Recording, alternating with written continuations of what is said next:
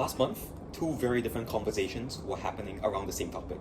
In the Northern Mariana Islands, the indigenous leader Sheila Babuta was frantically organizing a public hearing, scheduled just 2 days before Christmas, trying to help her neighbors understand a mining proposal that will transform 35 million acres of their ocean.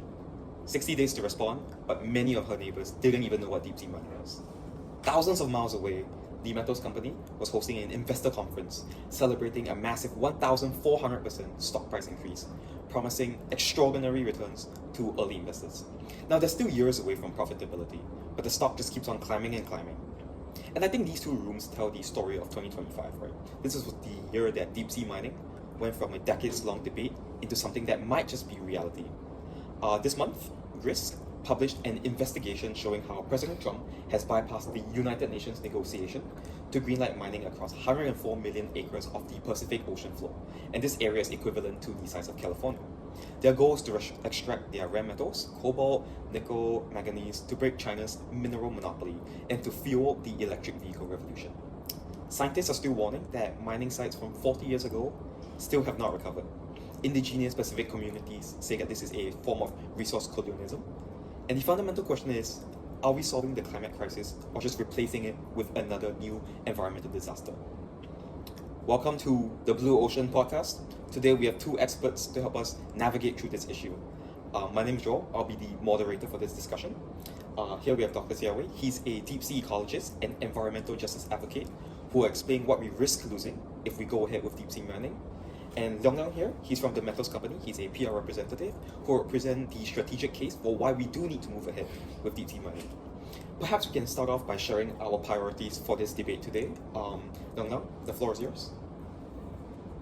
For deep sea mining, we have known how destructive on-land mining for rare earth mineral has been for our green technology, and there's not really a lot of alternatives. So we've spent decades of research and development into finding the least destructive way to get rare earth minerals from the deep sea, which is infinitely better than the current ethical questioning ways of land mining. Thank you, Joel. Thank you, Ruben. I would say deep sea mining is an industry that's full of risks and uncertainty. We don't know what's down there. We don't know how the ecosystem works down there, and the most important thing is we don't know what would be the consequence be to living things down there, to our ocean, to us. Yeah, actually, I think that's a really interesting point. Just to stay with you for a little bit, Dr. Jia Wei. Here's what strikes me the most about this entire discussion, right? In the GRIS article, it says that most species, as you've mentioned, at these mining depths haven't been discovered, let alone studied, right? But we're making permanent decisions about this ecosystem that we barely understand. But exactly how much do we need to know before we can allow of mining, right? Like, what is the minimum amount of information that we need? I would say we have to understand what is the ecosystem role of the nodules. What we know is the nodule itself holds a big amount of biodiversity. Itself is a habitat for sponges, sea lilies, and even corals. So I would say the whole ecosystem kind of like it is essential for the ecosystem, since it's the only hard surface down there in the muddy seabed. And so previously, test mined area has not been recovered from the damage done. 30% of the biodiversity has been lost. So this kind of gives us a sense that if you take away the nodules, it is a big damage to those biodiversity and the ecosystem down there. Leong Leong, I can kind of really see the counter argument in your mind here, right? Legislative-wise, the UN's International Seabed Authority has been debating this regulation for decades, and there have been no agreement so far. So in a way, we can say that President Trump kind of jumped the gun just by bypassing them. And from his perspective, I guess I can kind of see it. Like, at some point, do we really have to act even though with imperfect information? Thank you, Joel. Thank you, Jerry. With decades long of bureaucracy, there is this paralysis that hinders our progress. And because we foresee this growing need of renewable technology where they need these materials that we can mine under the sea, having just baseline survey data can really get us have a general sensing of what's there and how we can harvest these nodules sustainably with our current research and development, so that we can always improve on methods such as siphoning it like a vacuum cleaner that would be very localized, and it should affect the environment as little as possible. You know what? Let's stay on this topic about the technology, just very briefly, right? The Impossible Metals company actually claims that their robot technology can pick up nodules with minimal damage to the surrounding habitats. I just want to know whether deep sea mining can actually be sustainable in your opinion. And second, just because I wanted to congratulate you on your stock price increase, 1,400% in a single year, despite being unprofitable until at least 2027. Do you think this is a good sign in the market? There's market confidence in your technology, or do you think this is just speculation for the time being? Thank you so much. I think the 1,400% increase in stock price really indicates strong market confidence in our company, especially in the research and development that has gone through in how we harvest the metal nodules. As I've said previously, we do it in a very localized way so that we can minimize harm done to the seabed and the living things there as well.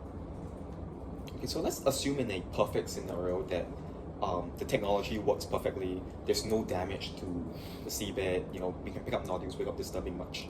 I just want you to pose this hypothetical to you, Taylor.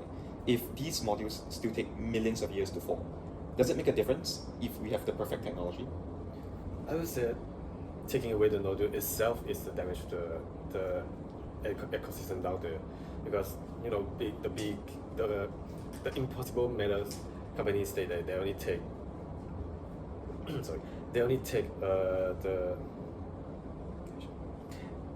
the Impossible Metal companies say that they will leave for 60% of the nodules by number and 30% by mass, and this can only be achieved by targeting the bigger nodules.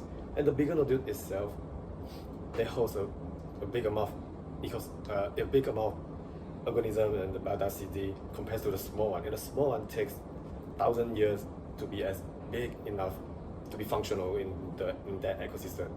And given our current technology, I would say that current technology is not yet ready. At least it's not perfect, because even the smallest disturbance can cause irreversible damage to the ecosystem down there, because the natural sedimentation rate down there is extremely slow, and 2 days of mining can create a sediment layer that takes around 100 years to be formed naturally. Mm-hmm. So yeah, this is a big disturbance to the living things down there. Yeah, just to cut you off on a little bit, I think you've proven a very strong point on why we shouldn't do deep sea mining. But in response to what Leong Leong has said in his opening statement, right, we need these minerals for electric vehicles, climate transition, for better renewables. And I was just thinking, he's mentioning the deep sea as a potential avenue for where we can find these rare metals. But if you think that we shouldn't mine the deep sea, then where can we find all of these rare metals, right? What are the alternatives that we can look for? Is deep sea mining really the only way to go? I would say we already have enough minerals for the future demand. We can build, for example, building a circular economy can already supply sufficient amount of minerals for us. The manufacturers should responsibly make long-lasting products and fix them when they still can be fixed. And at the end of their life, we recycle them, reproduct them to a new product. And yeah, I would say this is a way to, it's an alternative for deep sea mining. Okay, so what I'm hearing is that there are some alternatives that exist, but for some reason we're not exactly investing in them. And if we can actually meet our demand through recycling, and we just need to invest more into these infrastructures, why exactly are we rushing towards the ocean floor? Leong Leong, is this really about the necessity for rare metals, or is it more of developing a market solution that your company might have a niche in? That's an interesting question, because our company thinks that in the near future, green technology will increase in 100-fold, and in order to meet these future demands, current rate of recycling infrastructure as well as metals that are available in the market currently does not meet this projected demands, and therefore we find that it's our duty to do humanity a service in finding alternative metal harvesting method compared to traditional mining as well as current limited recycling technology to push humanity into the green frontier. Okay. So let's bring together what we have both mentioned, the both of you guys have mentioned in this discussion today, right? Over like the past 10 minutes, we've explored the multiple dimensions of deep sea mining. Yonglong, we've argued that deep sea mining, done with new technology and proper regulations, might I add, is less destructive than land-based mining. You've acknowledged the environmental costs, but you frame them as like they're manageable and they're necessary for developing towards these green transition. And for you, Dr. Jia Wei, you've counted that we are industrializing ecosystems that haven't even recovered from mining. You know, we are ignoring viable alternatives like recycling, reduced consumption. For you, we shouldn't make irreversible decisions about systems that we barely understand. And I think the common point here is that what exactly do we count as acceptable risk, right? I think for you, Leong, you think that there's greater risk if we just don't do anything, this climate inaction. For you, Dr. Jia Wei, the risk is permanent ecological destruction, right? And damaging extraction patterns. I don't think this question can be settled. I don't think it ever can be. But for now, we just have to answer it anyway. So, just posing a last hypothetical, if you guys have 30 seconds just to share with policyholders, industry leaders, communities, what would you tell them? Perhaps we can start with you, Dong. Just 30 seconds. Trust in our way of harvesting these metallic nodes in the least destructive way possible for the benefit of everyone. Like the transition from fossil fuel industry to green technology is upon us, and we're doing in our best ability to develop the best technology to get these metallic nodes the safest way possible. Microphone is yours. Not sufficient research has yet been done on the deep sea. So I would suggest we focus on what we already have. And deep sea mining is not the only thing that can save our future. So let's just, improve our current infrastructure and the industry, and let's leave the biggest brightness untouched. Thank you, both of you guys, for sharing your perspectives in the discussion. The original Chris article, What Changed for Deep Sea Mining in 2025, Everything by Anita Hofschneider, is linked in the description, and I encourage all of you guys to read it and formulate your opinions for yourself.